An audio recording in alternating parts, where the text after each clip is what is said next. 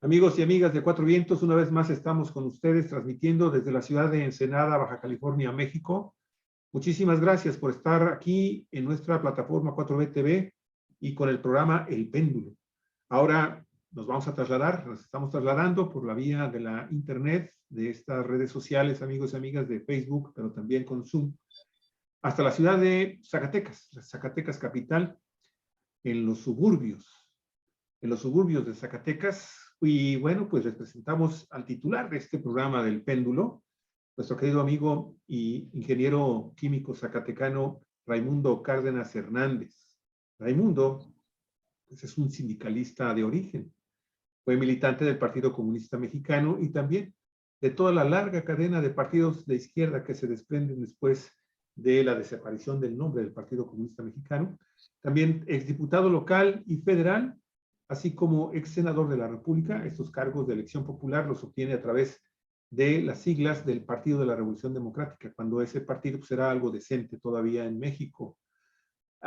Ingresó al partido Morena desde su fundación y actualmente se está desempeñando como consultor independiente en materia obviamente política y también es coordinador editorial del periódico La Jornada, allá en la ciudad y en el estado, Zacatecas. Pues Raimundo, qué bueno que estás con nosotros de nueva cuenta, es un gusto saludarte, es un placer escucharte, compartir contigo algunos minutos. Muchas gracias y bienvenido al programa. Gracias a ustedes y muy amables. Al contrario, Raimundo. Me quedé pensando y dije, pero no, fuiste director de La Jornada en Zacatecas y ahorita estás encargado del área editorial, de la coordinación editorial. Realmente no fui director. Mira. Fui uno de los que hicieron la talacha para convencer a los compañeros de Demos de que autorizaran que abriéramos La Jornada Zacatecas, un grupo de amigos que bueno, pues es otra historia, pero ya tenemos 15 años. Pero yo te andaba presumiendo como director de La Jornada. No. Es mi hijo el director. Sí. Bueno, pues larga vida La Jornada en Zacatecas. Raimundo Cárdenas es, además de todo lo que dijo Javier, y un sindicalista de corazón, pues el militante de la izquierda de prácticamente toda su vida política, y como militante de la izquierda, conocedor de todo el proceso que se ha llevado en el país para alcanzar este momento en el que se logra en México terminar con el partido hegemónico, que fue el Partido Revolucionario Institucional, y luego con ese bipartidismo que nada más resultó, como se demostró en los hechos, un prianismo, ¿no? Ese bipartidismo PRI-PAN, y todo este proceso electoral que lleva hasta la histórica elección de 2018, donde por primera vez un candidato presidencial alcanza un triunfo tan rotundo de tantos millones de ciudadanos, que significa no nada más un triunfo en las urnas de quitamos a este y ponemos a este otro, sino un proyecto de transformación, un cambio de régimen político. Bueno, este proceso lo conoce Raimundo y le propusimos hablar hoy del tema de la reforma electoral, porque va a estar estrechamente vinculado al futuro ya cercano de la transición de 2024, esta reforma electoral que está proponiendo el presidente Andrés Manuel López Obrador, que aún no la conocemos en blanco y negro, no conocemos el documento, no ha llegado, por supuesto, aún nada al Poder Legislativo, pero que el propio presidente de la República en sus conferencias matutinas, en 2, 3 conferencias, ha ido avanzando algunos pasos de la propuesta o ha ido descorriendo el velo, ¿verdad? de lo que está armando como propuesta de reforma electoral. Yo destacaría a Raimundo lo más importante, lo que me parece más importante lo que propone, que es una radicalización de la democracia, que sean los ciudadanos quienes elijamos a los integrantes de los órganos electorales, tanto del Instituto Nacional Electoral como del Tribunal Electoral, y que sea a través de propuestas que harían los tres poderes de la Unión, a razón de 20 candidatos por cada uno de ellos, 20 candidatos a consejeros electorales por parte del INE, perdón, por parte del Poder Legislativo, 20 por el Poder Judicial y 20 por el Poder Ejecutivo. Y de esos 60, que los electores, los ciudadanos, vayamos a elegir a quienes consideramos representan mejor los intereses de la ciudadanía, son más probos, son más, pueden ser más honestos, más independientes y más árbitros que actores políticos. Y lo mismo se haría respecto a los magistrados electorales, claro, pasando por un sedazo muy fino que tendría que ver con las características que se requieren para ser magistrado, ¿no? Esa es la que yo destaco, pero hay otras propuestas más que ha anunciado el presidente y me gustaría que tú las señales y nos des tu opinión, Raimundo. Sí, mira, yo pienso que es indudable que México requiere una gran reforma del sistema electoral, pero sobre todo de los árbitros y de las instancias jurisdiccionales. Desde hace mucho tiempo, no hay quien defienda el método de las cuotas para los partidos que se ha ido volviendo tradicional en la Cámara de Diputados a la hora de designar a los consejeros. El hecho es que eso ha conducido a que los consejeros pues simplemente no vean los fraudes cuando quienes los impulsaron no quieren que lo vean. ¿Verdad? Yo pienso que muchos de nuestros amigos que han estado en el INE, hablo de Pepe Woldenberg, bueno, no voy a dar más. La época dorada, hasta la época ocre, amarillenta que tenemos ahorita, y Sí. malo, que despide mal olor. Bueno, el hecho es que ellos no vieron, por ejemplo, en el 2006, los gastos de dinero exagerados, dinero ilegal, que muy poquito tiempo después quedó probado. Fue una vergüenza que la sentencia emitida por el tribunal en aquella ocasión dijera que Vicente Fox estuvo a punto de violar de manera definitiva las leyes y provocar la anulación. Pues fue obvia la campaña aquella de Andrés Manuel es un peligro para México.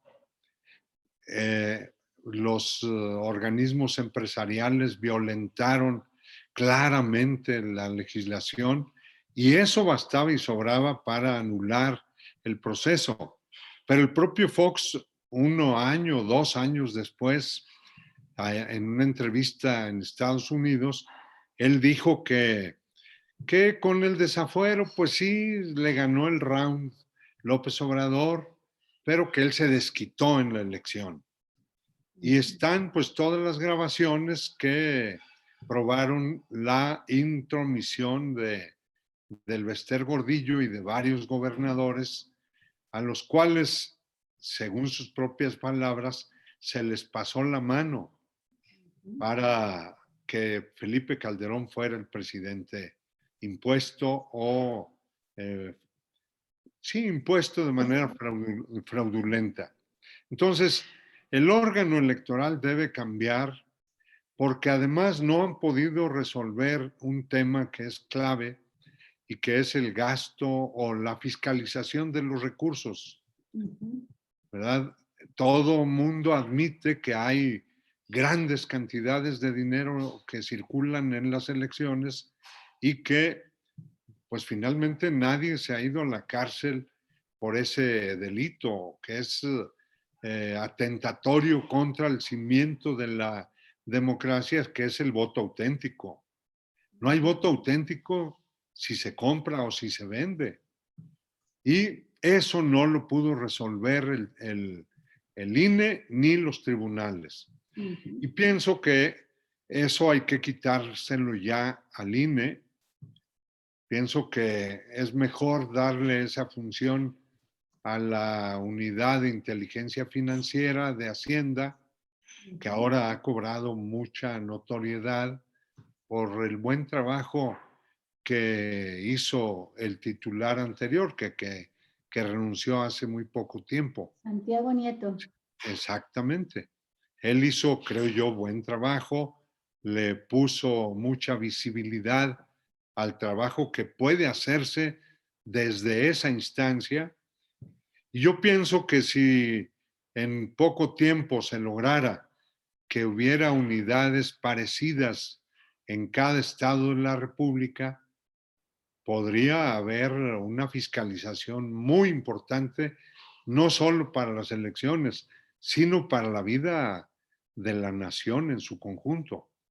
Pero por lo pronto, que en tiempo de elecciones, la UIF sea la que fiscalice el gasto de los partidos y de los candidatos, y eso va a permitir que el INE o el IFE, como ahora se vaya a llamar, pues ya se descargue de esa tarea que fue imposible para ellos, pero que les permitió contratar a cientos de personas para esa función de fiscalización, que finalmente fue dinero tirado a la basura. Pienso que también debiera de establecerse ya en las leyes que en México el voto se emita de manera electrónica, que ya no haya necesidad de toda la parafernalia de capacitar funcionarios de casilla, que no haya tanto gasto en la impresión y distribución de las papeletas, que ahora todo el mundo pueda votar, ya sea o en aparatos, en máquinas que se instalen en centros de votación, o sea con el teléfono, para ir más lejos de lo que están yendo muchos países del mundo. ¿Verdad? Yo pienso que la tecnología que ahora permite transferir millones y millones de dólares, de rublos, de pesos, de liras, en fin, de tanta cosa, euros, yo pienso que tendría ahora capacidad esa tecnología para que nuestros paisanos en Estados Unidos, los mexicanos que viven en Europa o en cualquier lado del mundo, puedan votar. Y eso va a implicar también que se adelgace el área de organización del INE, que es la otra gran fuente, o más bien corriente de recursos que se podría ahorrar. Y por último, yo creo que ya de una vez por todas, los mexicanos debiéramos contar con nuestra cédula de identidad única, que la tenga el Registro Nacional de Población, que el INE pase toda su base de datos a ese registro, y ahí que se concentren las bases de datos de las instituciones de salud, por ejemplo, ¿verdad? De todos lados, para que ya desde el nacer todo mundo tenga su cédula de identidad y que con esa puedes votar también. También ahí vamos a ahorrar mucho dinero que hoy está duplicándose, porque en todos lados quieren darte credenciales distintas cuando debiéramos tener solo una, ¿verdad? Esa cédula. Pienso que con esas reformas el instituto electoral que resulte, pues sería importante. También hay que decir que cuando el IFE cambió a INE, Esa reforma quedó a medias.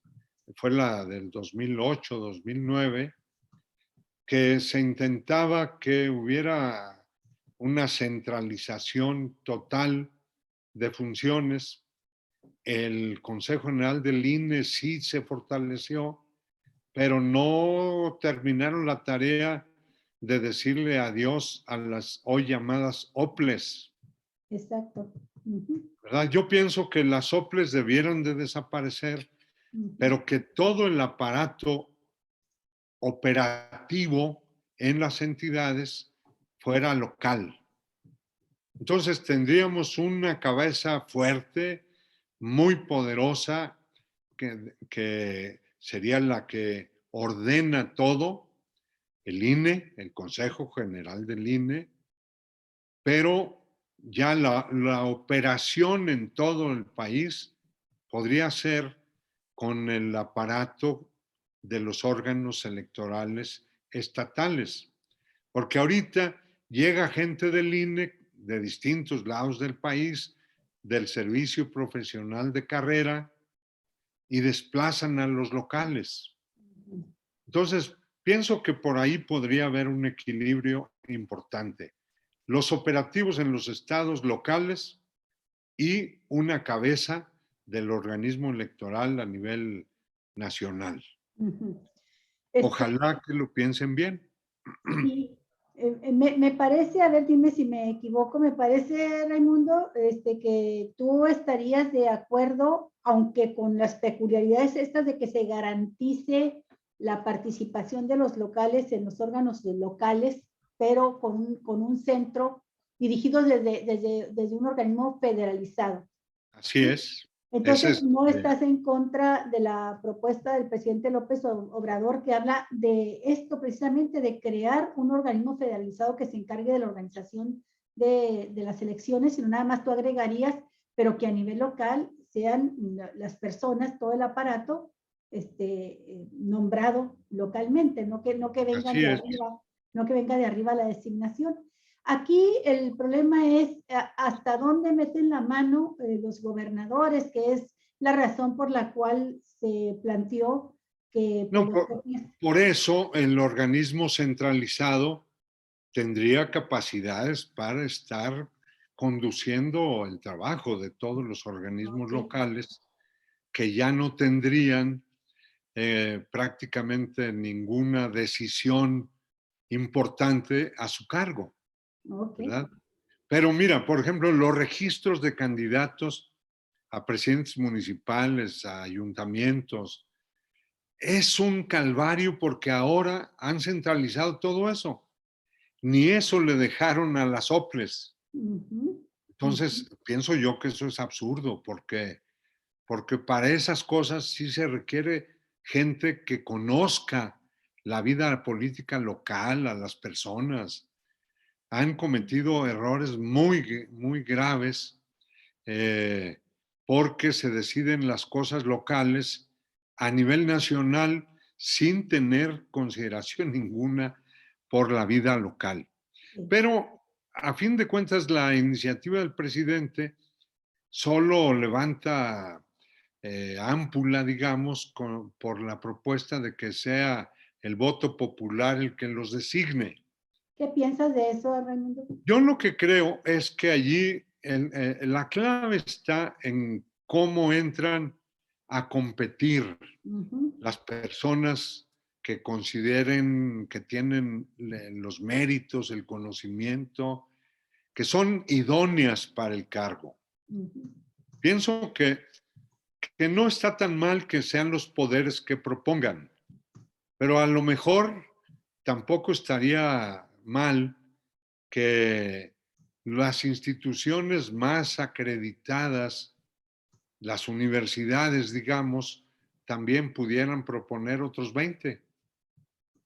Creo que no le quita ni le pone demasiado al número de 60, ponerlo por 80, de manera tal que no sean solo personas cercanas a los poderes de la federación, sino que también puedan venir de otro ámbito y creo que esas podrían ser las Oye, universidades. pero luego te van a decir los grupos de Coparmex y los sectores, oye, también nosotros queremos llevar mano ahí.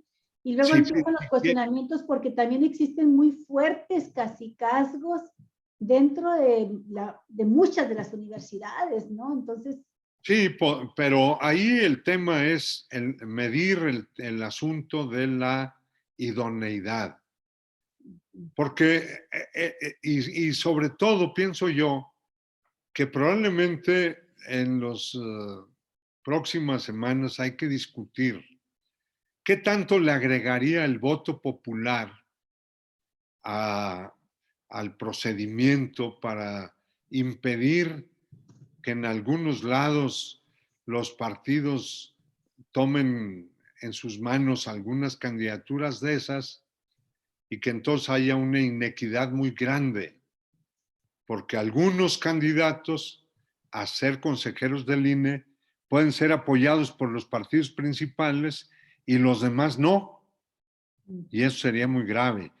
Pienso que habría que pensar en los mecanismos que en la ONU usan para cuidar efectivamente la imparcialidad. Y esos mecanismos, uno de ellos es la insaculación. Si tú tienes a los 60, 80, los que sean, y todos han pasado las pruebas de la idoneidad, pues finalmente podrías tú hacer un sorteo y que salgan las mejores mujeres y hombres.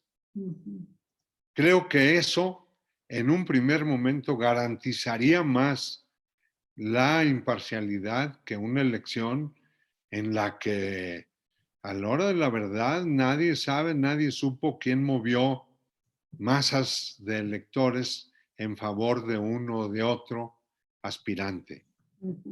A mí me preocupa eso. entonces la clave definitivamente está en el proceso de elección de los candidatos. En principio, ¿te parece bien que sean los tres poderes? Pero tú Sí, agregarías instituciones como universidades, por ejemplo. es que puedes tú tener a las instituciones de ciencia política, por ejemplo, de las universidades.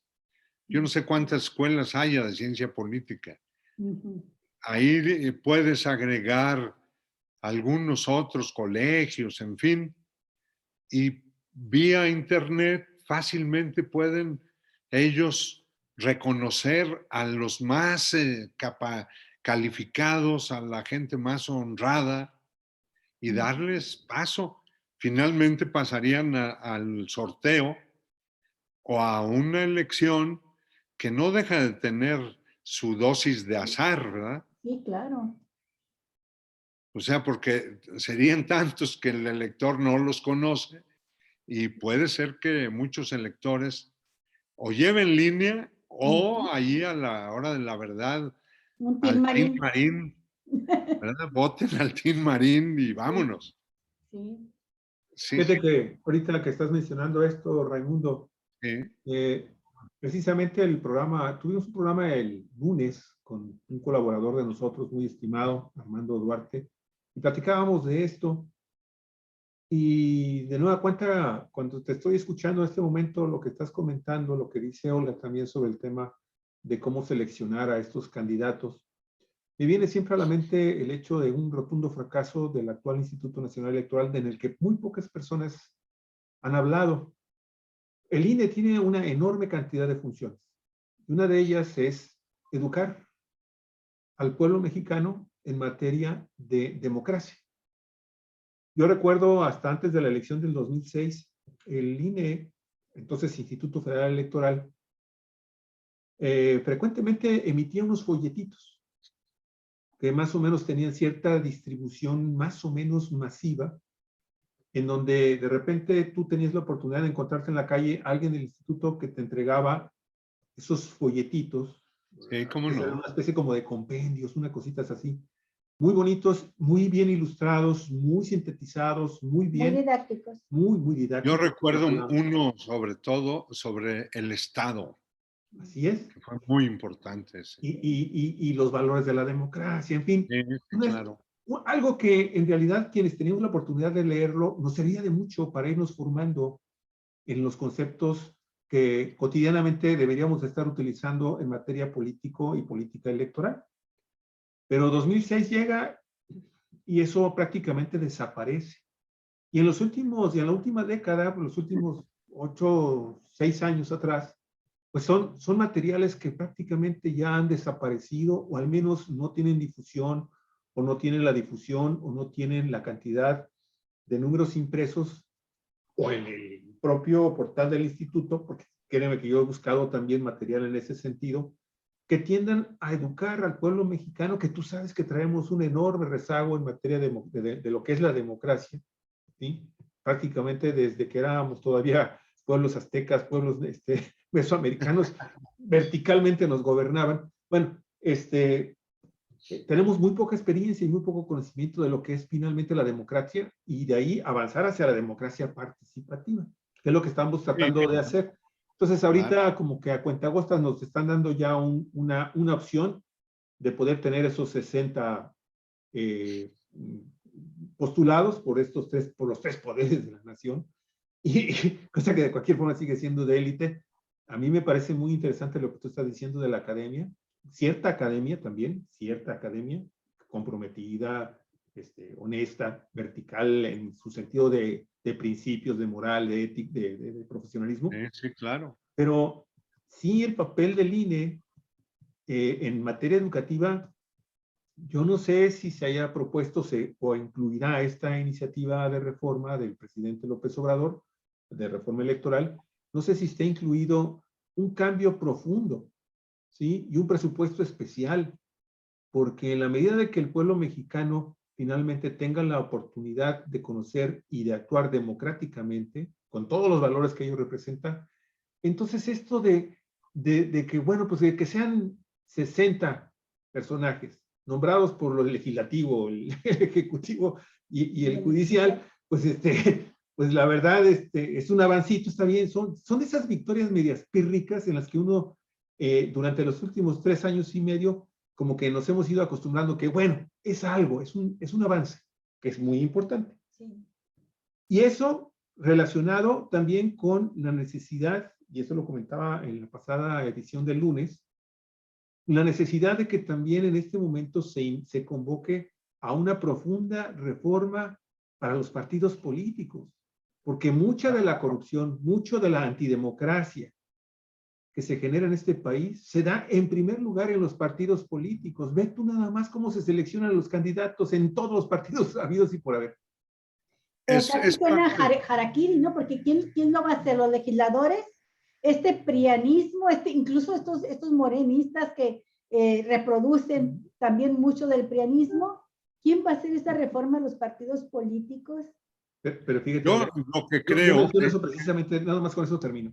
Yo precisamente menciono en primer lugar la educación política electoral del pueblo mexicano para que democráticamente empiecen también a impulsar desde el interior de los partidos, ¿sí? Exigirles a estas élites corruptas que se han posicionado, lo hablábamos hace un momento, que se han convertido en caciques de partidos y de regiones de la República, pues a volar. ¿Cómo? Con la democratización profunda de los partidos políticos. Es un sueño, es algo, una quimera, pero bueno, algo tenemos que proponer en este programa. Adelante. Yo lo que pienso es que si el órgano electoral lo descargamos de las tareas que ya mencionamos, va a sobrarles mucho dinero. Y eso pueden dedicarlo precisamente a promover la discusión, el debate político y a elevar la cultura política de los mexicanos. Eso sí se puede hacer. Al principio del IFE, ¿se acuerdan? Había programas de radio muy interesantes. Ahí yo conocí a Javier Solórzano, a Carmen Aristegui y a otros personajes que después se volvieron gente de medios muy, muy importante. Entonces, creo que ahora si a la democratización de los partidos le ponemos la obligación de que sus dirigentes estén en el debate político de los temas del país, un debate al mes, por ejemplo, en cada estado, de manera tal que a la hora de designar candidatos, si el pueblo vota por ellos, se fijen bien a quién designan.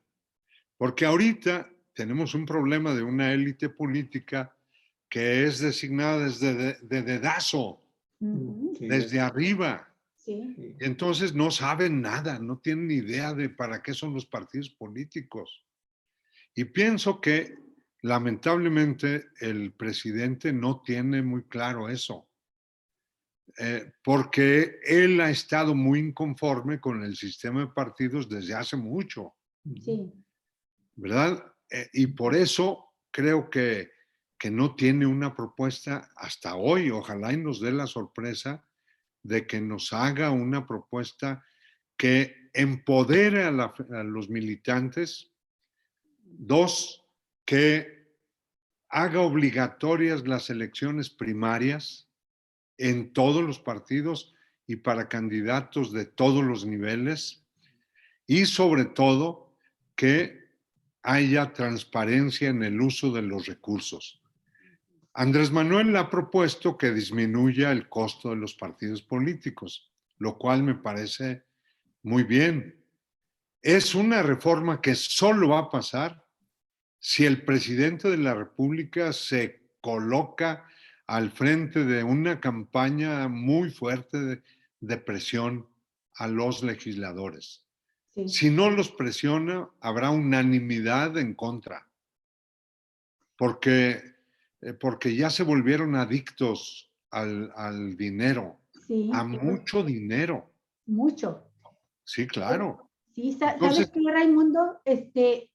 Ahí está la clave. Yo pienso que mucho de lo esencial de la propuesta de López Obrador sí tiene eco, simpatía entre la población.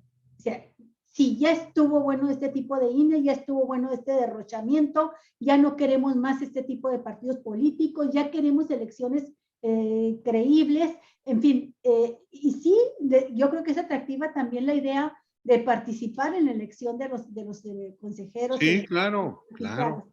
Pero la fuerza de la propuesta del presidente está en esa comunión o esa simpatía con la lectura, el pulso de lo que quiere la gente.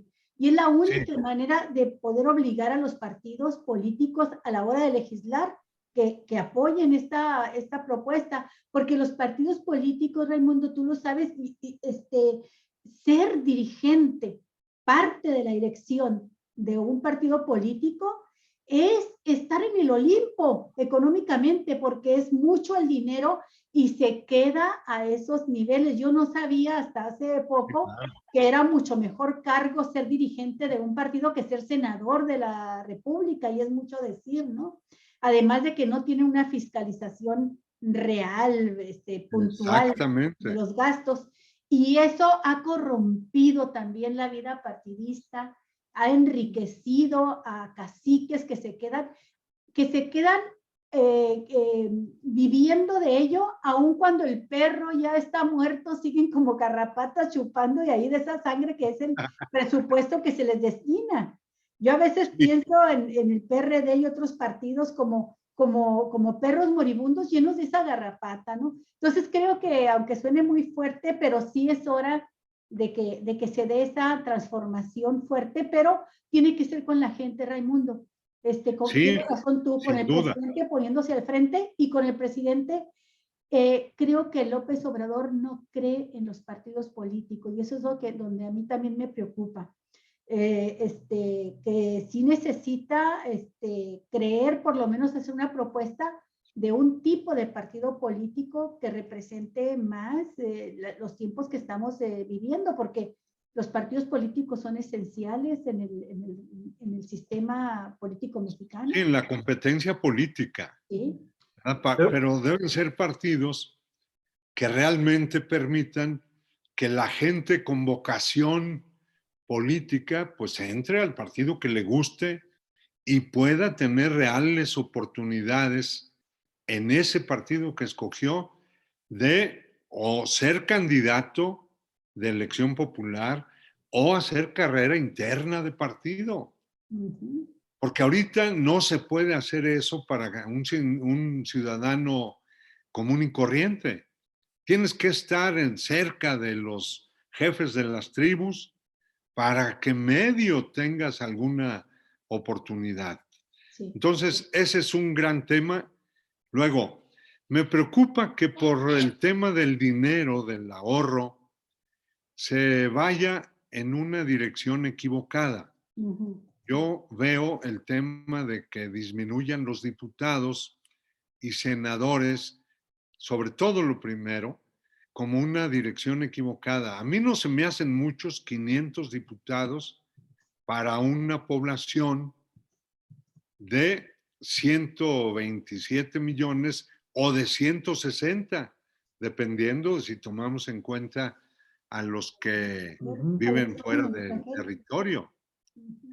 Entonces, el modelo de México lo trajo Reyes Heroles de Alemania. Y allá son 500 diputados. Y son una población mucho menor a la mexicana. 3 veces menor que la mexicana. Pero ¿cuánto gana un legislador alemán? ¿Y cuánto gana un mexicano? ¿Y cuánto cuesta el Congreso alemán? ¿Y cuánto cuesta el mexicano? Pero eso también es irrelevante, Olga. Lo cierto es que, vamos, la última vez que yo fui legislador ganaba 85,000 pesos. ¿Qué fue cuándo? Del 86 al 89. Ya llovió. Sí, ya llovió. Pero creo que no ha subido tanto por la presión de López Obrador de que nadie gane más de lo que él gana, el presidente. Creo que andan ahorita en 90,000, Raimundo, aproximadamente 90, 92, algo así. Puede ser. Pienso que si le ponemos números, eso no da ni 0,5% del presupuesto anual. En cambio, si tú le quitas, yo diría, a ver, quítenle la mitad de los diputados, pues va a ahorrarse unos fracciones de punto porcentual. Y si se trata de ahorrar, yo llevo la cosa al extremo, pues entonces eliminemos los diputados y senadores y elijamos un rey, ¿verdad? Que tengamos un gobernante que va a heredar el poder a sus hijos para no gastar dinero en las elecciones. O sea, a ese absurdo podemos llegar. ¿Cuánto es un buen número de legisladores? La cuna de la democracia, que fue Inglaterra, eligen cada 3 años o no sé, en Estados Unidos son cada 2. Supongo que en Gran Bretaña serán cada 3 o 4 años, cuando mucho. Pero allá son 630 y son menos de 100 millones de habitantes. Bueno, en Estados Unidos son 300 millones y tienen 430, más o menos. Entonces, ¿dónde está el medio? Pues yo digo, México está en ese medio. Y pienso que 500, pues implica que tú representes a un 0.2% de la población, ¿verdad? Ese es el tema. A 0.2%. Un legislador igual a 0.2.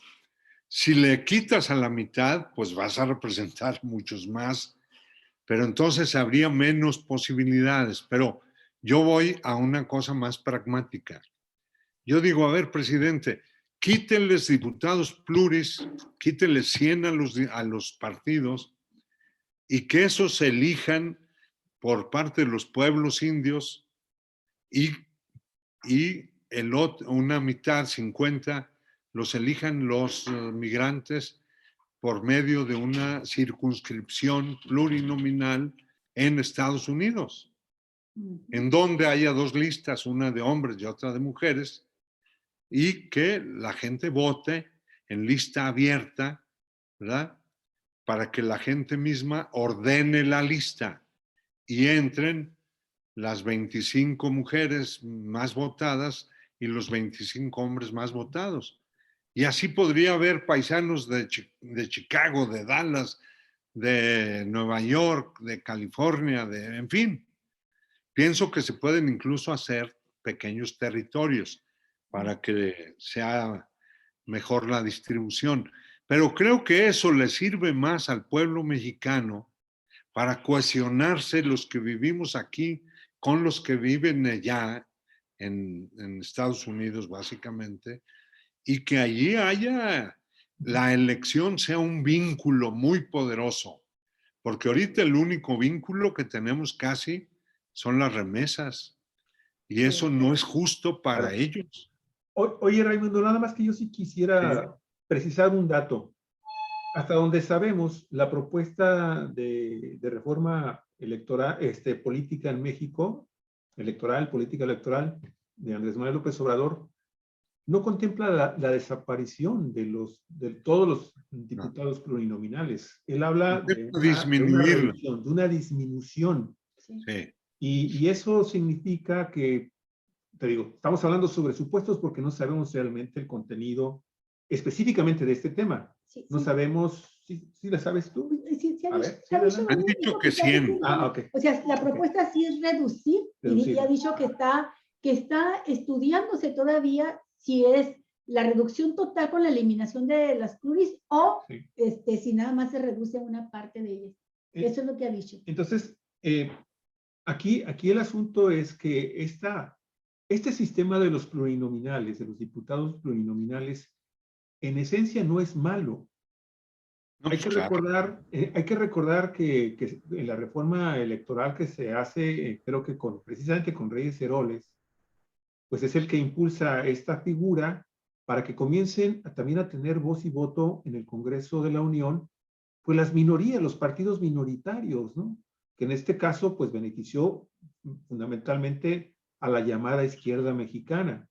Y por primera vez se tuvo la oportunidad de contar con este tipo de voces al interior del Congreso.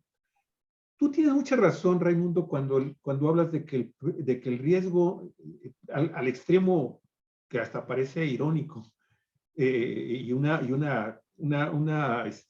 algo así como que realmente impensable, es de que podríamos regresar al tipo a que México fuera continuamente convertido o regido por una monarquía, por un rey, una reina y su corte. Hay que recordar que en nuestro país hay un sector de la población, y ahí estamos hablando incluso de sus representaciones en diversas índoles del sector productivo nacional, que están soñando porque México de nueva cuenta pudiera tener un Iturbide, pudiera tener un Maximiliano, pudiera tener un Santa Anna. O sea, tienes toda la razón, ¿sí? De hecho, gobernaron así durante un largo periodo. El periodo neoliberal convirtió realmente al presidente y a este grupo de poder oligárquico y plutocrático en verdaderas cortes y reyes y reinas, porque el poder judicial y el poder... Es el poder de los que saben, decían. Así es. Y el poder legislativo le sirvió nada más de comparsa. El poder de los expertos. Así es. Termino con esto. Entonces... Bueno, yo digo, no se vaya a creer que en serio os propongo lo de la monarquía. No, lo que estoy diciendo es que el argumento para disminuir legisladores o aumentarlos no debe de ser cuánto cuestan, porque sale más caro tener, por ejemplo, pueblos indios sin representación. A mí me gustaría mucho que los zapatistas tuvieran un número de diputados y que ellos los escojan, que los yaquis los tengan. Yo fui a unas elecciones en Nueva Zelanda y ahí el 10% del parlamento es de maoris. Ujú. Y los maoris los escogen. Ahí te ¿verdad? va, perdón, termina tu Sí, idea. nada más termino rápido la idea. Lo que pasa es que de nueva cuenta tendríamos entonces que hablar de una reforma a los partidos políticos. Y hay que subrayar en ese sentido de que para que se pudiera dar una transformación extrema, impensable, hasta parece broma, de que pudiéramos finalmente regresar a una monarquía, pues se tendría entonces que elegir primero un Congreso de tal naturaleza derecha y ultraderechista que eliminara, que realizara una profunda reforma a la constitución política y que dejáramos de ser una democracia representativa, que es lo que tenemos en este momento. Pero pues para eso, primero entonces tenemos que pensar y reflexionar que los partidos políticos en México son instrumentos de interés nacional. Claro. Por eso se les está entregando un subsidio. Ya el dinero como lo utilicen, esa es otra cosa. Pero no, por eso es tan importante, por esa significación que tienen los partidos políticos en México, es importantísimo que el presidente Andrés Manuel López Obrador promueva también una reforma a fondo para democratizar a los partidos políticos. Y termino con esto. Lo que tú estás proponiendo me parece muy interesante, de que las minorías obtengan finalmente acceso al poder legislativo nacional, porque eso definiría entonces la realidad que tenemos ya en este país, como es en el resto del mundo. Claro. Ya hay personas con discapacidad, con voz. Ya hay diversidad sexual, también con mucha voz y mucha fuerza. Tenemos comunidades indígenas que se están fortaleciendo también en sus derechos.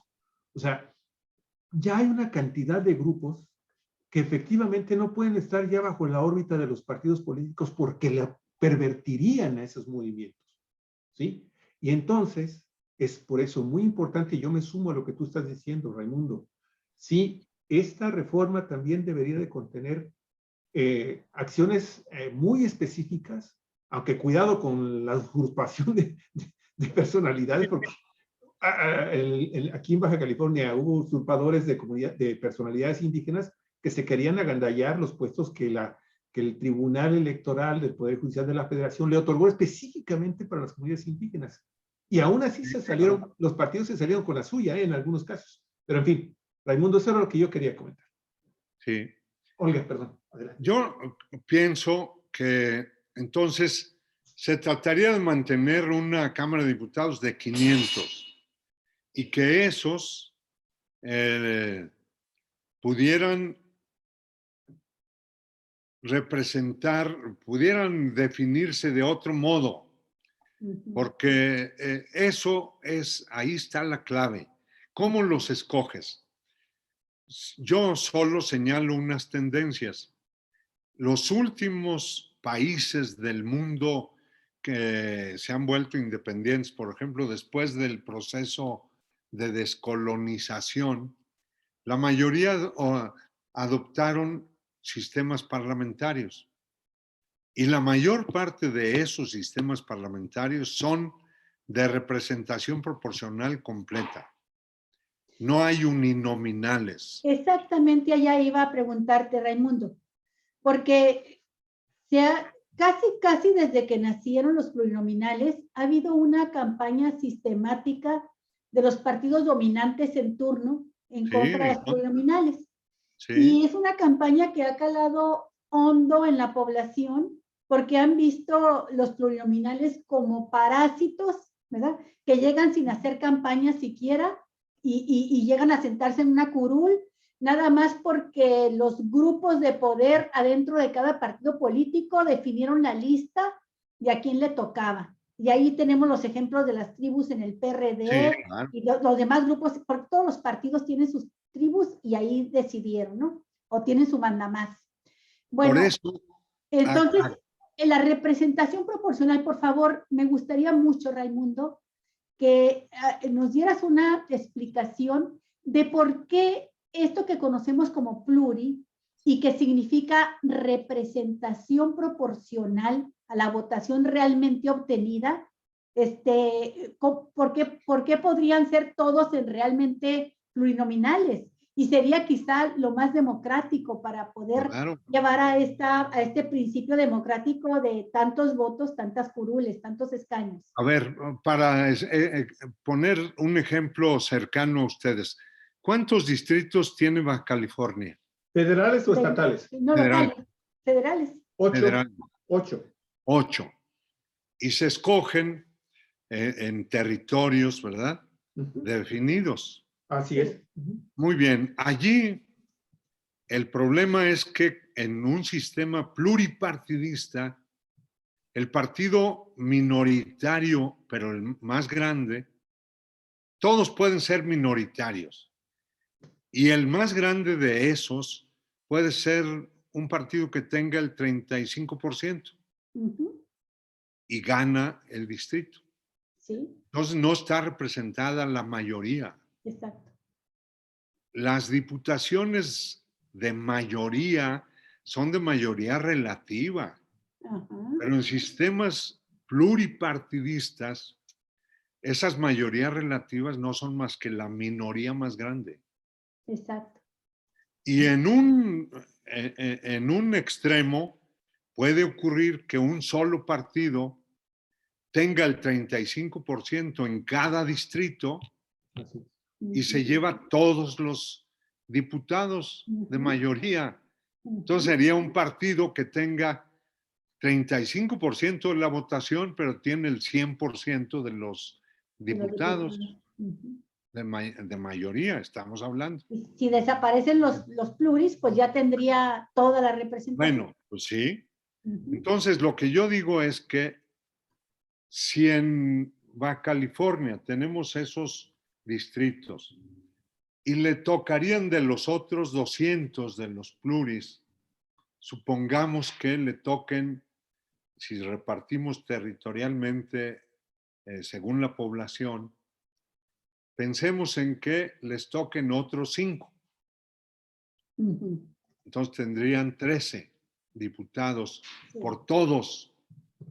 Yo digo, a ver, ¿por qué no hacemos mejor, en lugar de 8 distritos, pues una sola región y vamos a votar con listas abiertas, ordenadas con orden alfabético, listas de 8 candidatos, o 10 o 12, los que queramos, ¿verdad? O 20, hombres y mujeres separadas listas, y entonces ya sabemos que cada persona va a votar por 2 o 3 o 4, y al final la máquina, la computadora ordena quiénes tuvieron más votos y luego quién menos, y entran por el partido que corresponda.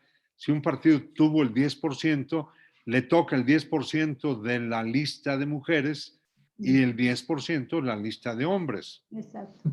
Que para el caso, si fueran 12, 13 legisladores de Baja California, entonces 10% de eso, pues serían más o menos uno o dos diputados para ese partido del 10%. Yo creo que sería muy fácil y la gente podría ir a la urna. A ver, la lista de mi partido que registró, vamos, en Zacatecas son unos 4 distritos nada más. Supongamos que otros 2 pluris o 8, una lista de 20.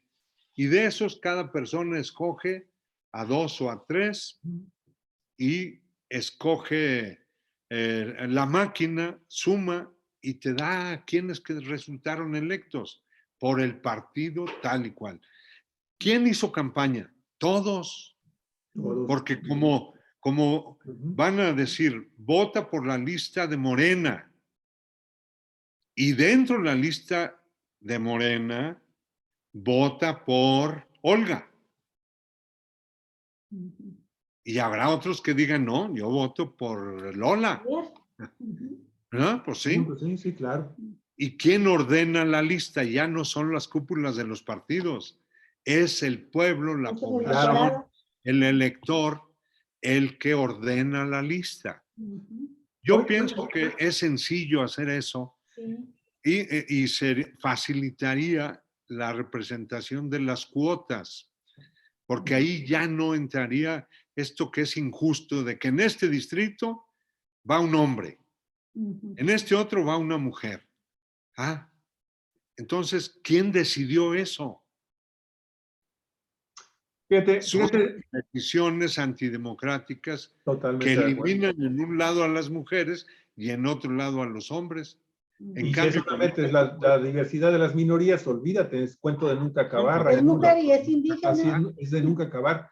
Fíjate, Raimundo, ahorita que te he estado escuchando a lo largo de todo el programa, yo aquí lo comentaba el lunes en el programa con nuestro querido Armando Duarte. ¿Qué tan importante es que el presidente de México lance su iniciativa en materia electoral? Pero yo comentaba que a mí me gustaría muchísimo que el presidente pusiera a disposición ya del público en general, ¿sí? Su iniciativa, para que personas como tú, Raimundo, pudieran hacerle observaciones y recomendaciones. Porque las 4 propuestas que llevas aquí presentadas son, a mí me parecen de veras muy valiosas y de lo más elemental y sencillo por hacerse, ¿sí? Y yo creo que incluso tus propuestas van directo al corazón del problema también electoral en México, en donde vivimos una partidocracia que se ha encargado de acabar con la poquísima democracia participativa en este país, que tenemos en este país. Entonces yo me imagino, no sé, parlamentos abiertos ahora que se presente esta iniciativa, y si se pudiera antes, muchísimo mejor. Ya debiéramos de estar en ese proceso. Hay que hacerla circular. Yo tengo algunos textos ya y espero circularlos estos días. Claro que sí, Raimundo. Entonces ahí sí estaremos hablando. Es lo que en este momento, hace rato, insistí, comenté. Es fundamental que nos eduquemos y que participemos en este tipo de proyectos.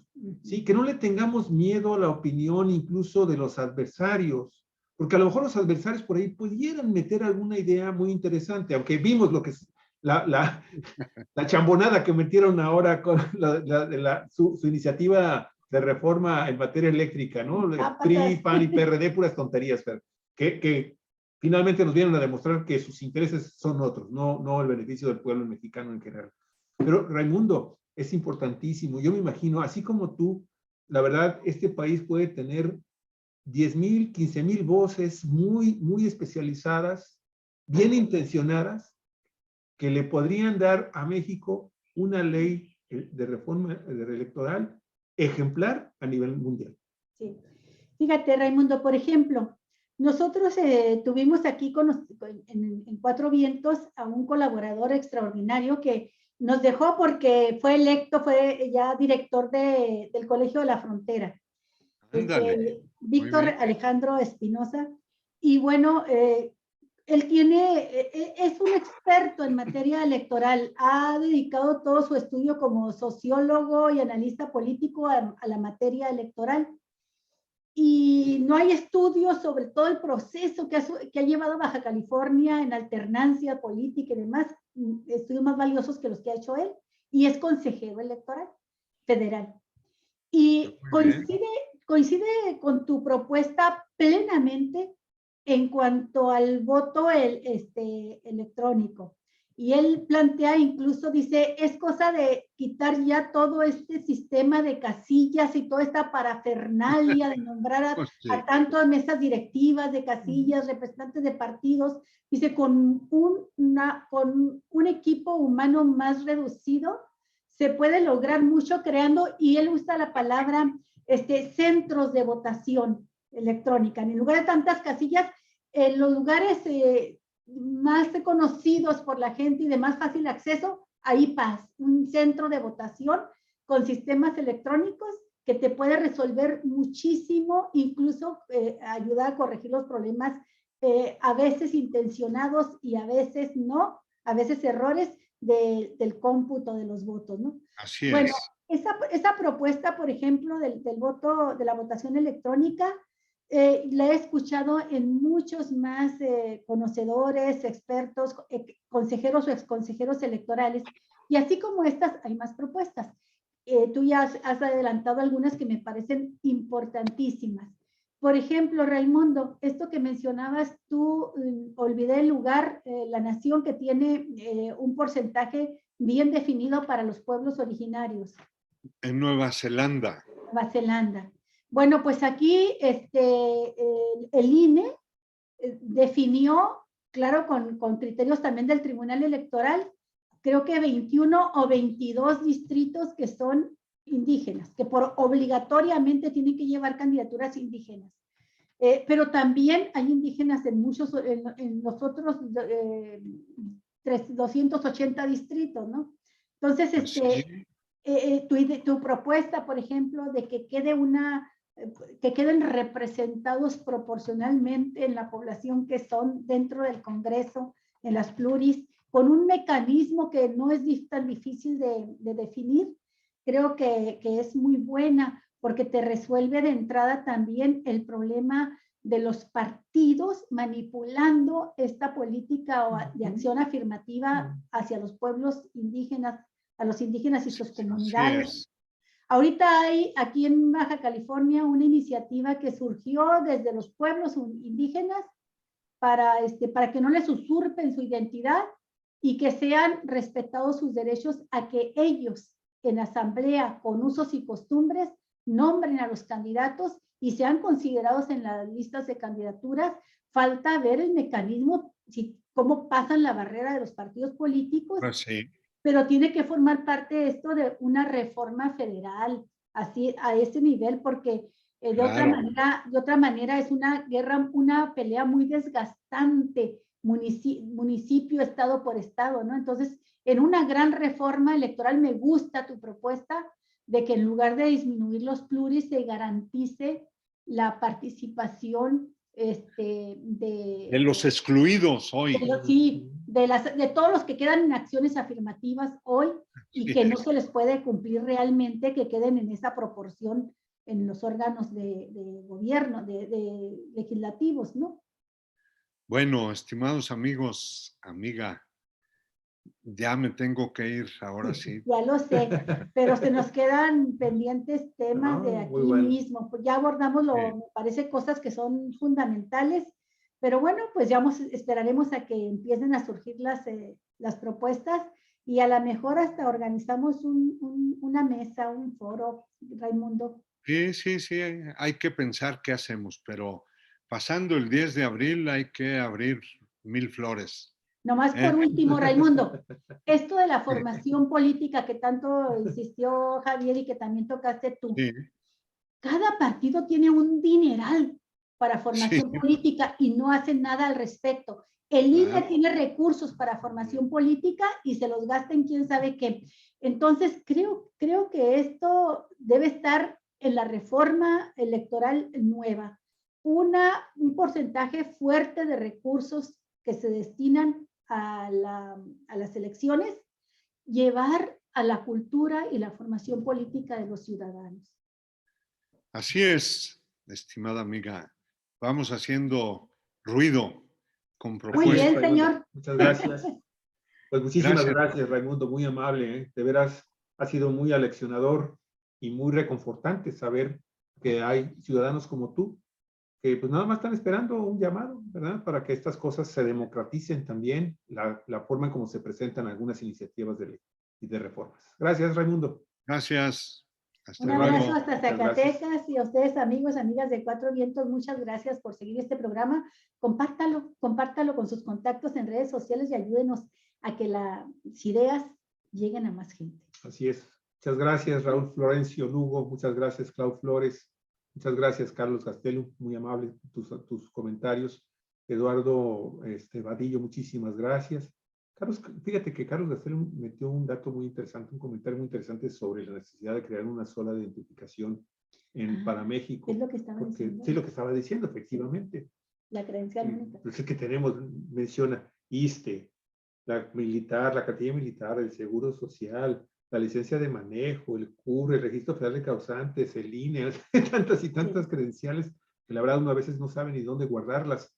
Pero bueno, son cosas que pues de las Cuatro Vientos, desde Cuatro Vientos estamos obviamente tratando de impulsar para que sean tomadas en consideración y tener finalmente un México más abierto, más democrático, más justo, más equilibrado. Y eso solamente con la participación de ustedes, queridísimas audiencias, que estén presentes en nuestros programas y emitan sus comentarios. Muchísimas gracias, Olga. No, Cerramos pues ya transmisión, ¿verdad? Cerramos transmisión. Bueno, Nos vemos mañana. hasta mañana, amigos. Buen provecho. Mañana con Mari Carmen Rioseco para hablar de la causa de las mujeres. Regresa a los temas feministas. Sí. Hasta luego, amigos. Pásela bien.